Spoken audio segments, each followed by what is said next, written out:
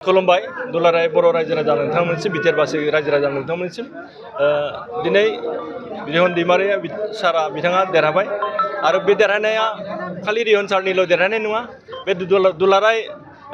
बिटिआरबासिनि देरहानाय बिपिएफनि देरहानाय आरो बे देरहानाया बर' रायजो राजा जौगानायनि देरहानाय बिटिआरबासि जौगानायनि देरहानाय आरो बेनिखायनो आं गोजोननाय बावहरदों दुलाराय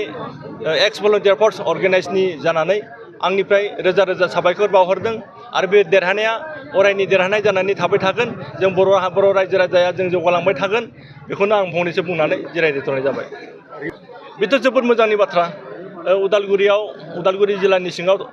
भैरबखुन्द समस्तिनि बिजाथि रिहन दैमारि सारखौ डिपुटिशिप होनायनि बाथ्रा बुंदों खोब मोजांनि बाथ्रा आरो आं आसा खालामदों बर' भलुन्टियार फर्स अर्गेनाइजनि जानानै थारैनो डिपुटिशिप जायोब्ला जोंहा ओनसोलनि जौगानाय लामा सामानि जौगानाय बायदि बिभिन्न शिक्षा दीक्षानि फारसे जौगानाय खोब मोजां जागोन आरो ओनसोलारि जौगानाया फैगोन थारैनो बर' रायजोनि थाखाय मोजां जागोन आं बेखौनो आसा खालामदों। बेयावथ' बहुत गोजोननाय उदालगुरियाव मिनि सेक्रेटारि अफिस जायोब्ला जोङो क'क्राझाराव बारा थांलाय फैलाय खालामनो गोनां थाहैनाय नङा बायदि बायला हा हुनि खामानि गोबां खामानिफोराव जों बेयावनो मावनो हागोन जोंहा बेयावनो जागोन बिनिखायनो जोङो थांनाय फैनायाव बारा खस्थ' गैयालासे जों गोबां खामानिखौ अफिसियेलि गोबां खामानिखौ जों बेयावनो मावनो हागोन बेखौनो आं बहुद आसा खालामदों आरो गोजोननाय बावदों। खुलुमबाय एक्स भलुन्टियार फर्सनि जानानै आं बेखौनो खावलायनो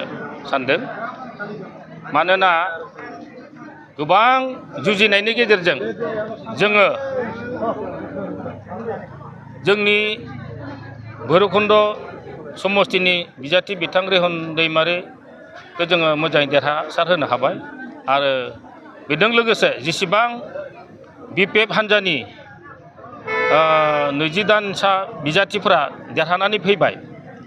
बिथांमोन साफ्रोमखौबो आं जोंनि एक्स भलुन्टियार फर्सनि जानानै बिथांमोनखौ गोजोननाय बावहरदों आरो लोगोसे साफ्रोमबो जोंनि बिपिएफ हान्जानि बिजाथिफोरखौ जाय रायजो राजाफ्रा भट होनानै देरहासार खालामबाय बिनि थाखाय आं साफ्रोमबो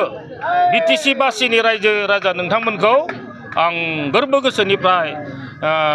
हामग्लायनाय बावहरबाय।